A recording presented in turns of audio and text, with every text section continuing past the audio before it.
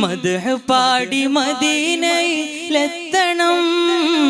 ആ പച്ചക്കുപ്പ നേരിലൊന്നു കാണണം മനം തുറന്ന് സലാമൊന്നു പറയണം